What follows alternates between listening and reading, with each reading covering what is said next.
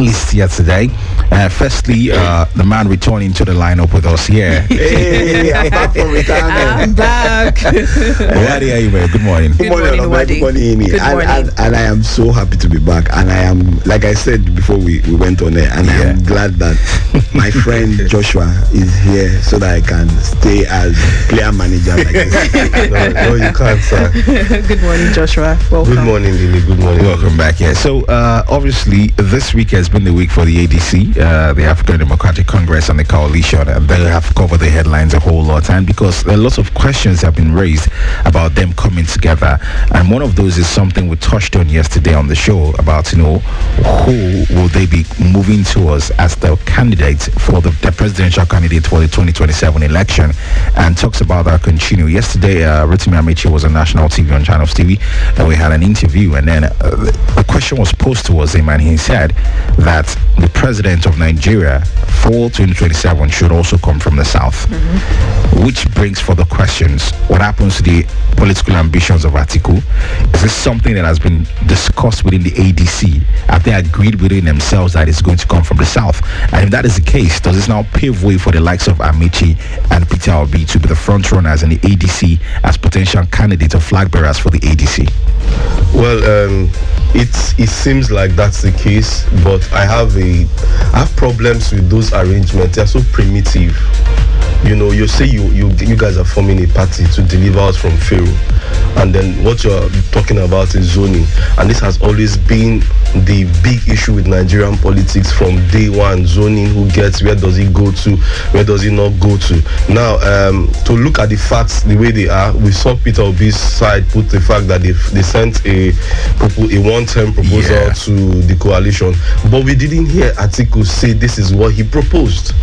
So it tells me that this is an uneasy situation. They are still strange bedfellows, and we are still going to see some unraveling. So Rotimi probably is preempting a whole lot of infighting by coming out to say we are still thinking of going the route of the south. And let's remember where this whole southern and northern agreement started. I think it started with the APC, who made it a firm arrangement. Every other party had been touting it, but somehow they will go back on it. So when APC zoned its party tickets to the south after Buhari's 8 years, PDP followed suit, which Atiku then flouted.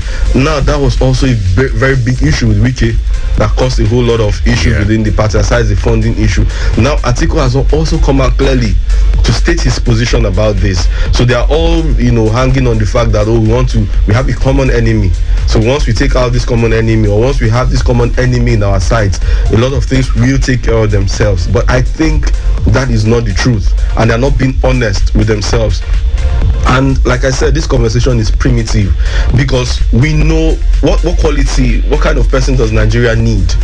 We need somebody who is altruistic. We need somebody who is empathetic. We need somebody who's also sound, a technocrat, who can figure things out. And within the rank and file of this group, can we find any? Now, a coalition has been formed. How free and transparent is it going to be? Can you be a member of the ADC and say you want to go for the party ticket, and it will be a free and fair process, and you get it? The answer is no. It's still going to rotate around the same group of people who I believe are our problems. So because yesterday a lot of people were carried away with this thing, because it's like this one is worse, so let's go to another. It's the same story we told ourselves from PDP to APC. Now we also want to tell ourselves the same story in ADC. Right. What is still on the conversation about the ticket bearer for the ADC come 2027? Atiku Abubakar, who was the presidential candidate for the ADC in the last election, did hold a press conference yesterday, and he said a lot of things.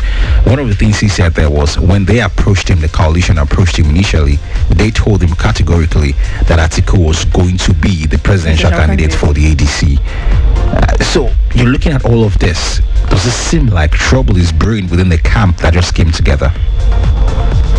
That's politics. So I would piggyback on this in terms of asking Atiku who were the members of this coalition that came to meeting. They didn't name them, and when when they say Atiku was going to be the presidential candidate, what was the basis for that? I didn't watch the press conference, but we're so quick to think about what is in it for me rather than what is in it for a country, and that's what Joshua was referring to. I've always said that politics is a game of numbers, and I'm not one that agrees to the zoning formula. I believe that who the best man is, the best man who would preach, and I continue to insist, who would preach Nigeria. This is what we need. It's not the best or the person who you feel is going to preach just an agenda. He has to preach the agenda, and that agenda is Nigeria. So with all this, I don't think, in my own opinion, I don't think Atiku would even if he I know he's a high-ranking, he will become a high-ranking member. I don't think he would nominate himself for presidency. That's one. And let's also remember, because of the fact that everybody is saying that it's the turn of the South, and for you to compete, I think you need to get someone who is also from the South, whether it's Southwest or Southeast. And I think that's one of the reasons why for Peter Obi joining the coalition, his proposal is a 1 year term, so that if the ADC coalition or the coalition does win, he would run, and if he runs as a presidential candidate and he wins, he will run for only one term, and then he can go back to what everybody's talking about. He has to zone back to the north, and so on and so forth. But we need to, like I continue to say, we need to move away from the mentality of north, south, east, west, wherever it is. We need to go to the mentality of, are we Nigerians? Which is, for me, the biggest question nobody has been able to provide an answer for, because we are all seated here, 4 different people. And when I ask you where you're from, the first thing you're going to come to me is, I'm from XYZ state. No. First, I'm a Nigerian, and that's what we must preach, and that's where I'll leave it. Okay, obviously this is going to be a running conversation, because I was having this conversation with Rex yesterday off air, the evening, and it looks like it's going to be something that we're going to continue asking for a while. Would Atiku be willing to have a setback, to sit back and see others actually go? Would he play that fatherly figure within the ADC? But I think it's a question that is going to last longer. But also yesterday, concerning Peter Obi, we've been talking about, it looks like the LP are not still sorted with, they're not happy with this. Yeah. But then the LP are like in 2 phases right now. Exactly. And Abure, the group gives Obi 48 hours, according to report here, 48 hours to resign from Labour Party. And it looks like even within Labour Party, they are not really happy about Peter Obi joining the ADC in this coalition. Julius Abure group within the Labour Party has issued a 48-hour ultimatum to Peter Obi to resign his membership of the party over his bromance with David Mark-led opposition coalition. And I know a certain senator in the Labour Party also came out. Nenadi group too. They are opposing. They're like, opposing. no, this doesn't mean anything. So where does this leave Peter Obi? Like, is he really done with the Labour Party? Maybe we need to bring Peter Obi into the studio to answer that question. But the fact remains, like, the man has a right to make a decision. He made a decision and left the PDP and went to the Labour Party. If he has made a decision to leave the Labour Party, maybe, and like I remember when he left the PDP, everybody was saying, he didn't give it notice, he didn't do that, and then a week later we found out that he had written to the PDP, he had written his resignation letter, and he of course they will tell you that the protocol, he didn't come out as when he was, and so on and so forth.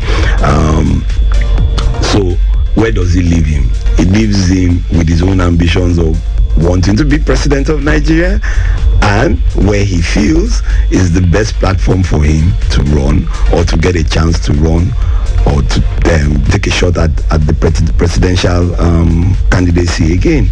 So let Peter Obi tell us exactly what's on his mind. I can't sit here and postulate for him and tell him. And if Abure says it's 48 hours, something just tells me Abure will go back and eat his words. I don't know why, but I just believe he will, because there is a process. It's not the chairman that receives a letter of resignation. There must be a process for it. You would submit it in an office. So the question is, if, and let's just try and if he has submitted his resignation, for instance, and let's remember one thing, with all this politics we play in Nigeria, you should go and start from your where? What? God bless you, Joshua. Has Julius Abure made inquiries of whether he has submitted the resignation letter at his ward? When he submitted it, you don't sit down in one space. What it just goes to tell me is that your process is flawed. But what does this actually leave Labour Party as a party? Leaving Peter Obi now, because he was the stronger candidate. So where were they before him? So they are going back. I don't know where they are going to. That's just the question I want to ask the hierarchy of the Labour Party. You've used one man's name to propagate a movement. Are you with me? Which in reality doesn't belong to you but belongs to the man.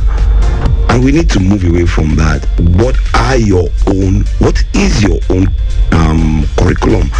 What is your manifesto?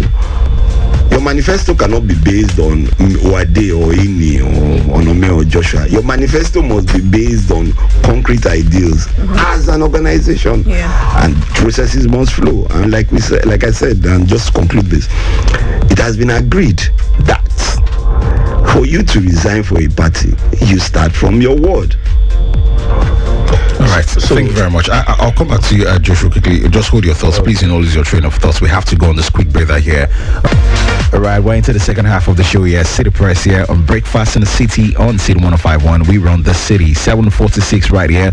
Have a few more touch points here to anchor the show on before we get to the part where we take your contributions and your thoughts here. Joshua here with us, Joshua Moses, alongside Wade Ahime, still helping us navigate through these issues. I know you have a train of thoughts concerning that, but I'm just going to throw this at you. You can add that to it.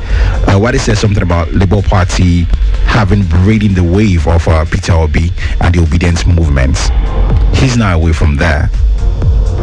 I ask again, where exactly are they without Peter Obi and with the obedience movement right now going forward? There's actually no party that has any clout in Nigeria, except maybe PDP being a founding party in Nigeria, so they've gotten home advantage.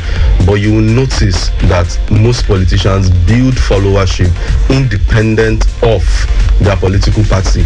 So when they want to move, they move in quote with their structures. You understand? So look at PDP struggling, right? Some of the big wigs have left, so suddenly the party is not as popular as. You look at AD, where's AD today? You look at ACN, where's CPC today? So these are some of the very popular parties we used to know, and bear in mind some of them are regional parties, so you would think, okay, they have. So it's, and the same thing happened with Labour Party. Obi was smart enough to build his followership around his obedient brand, and using that brand he leveraged the Labour Party platform, because that is what the constitution says you need to run for office. And having done that, he's in a position to negotiate, to say, okay, give me the give me the ticket in the Labour Party, or I move, or let's do it like this. So the Labour Party knows that it couldn't have gone this far without Obi, but at the same time the pride and ego of some of its principal officers has led them down this hole where they've boxed themselves in a corner.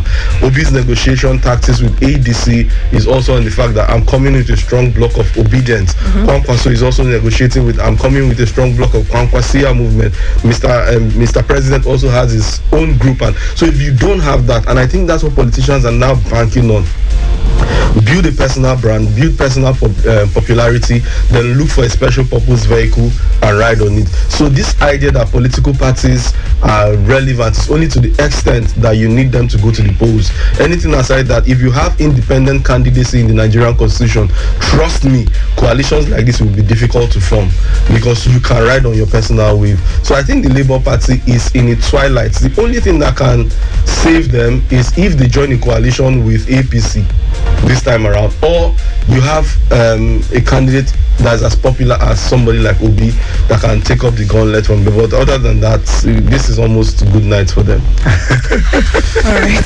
I like that word.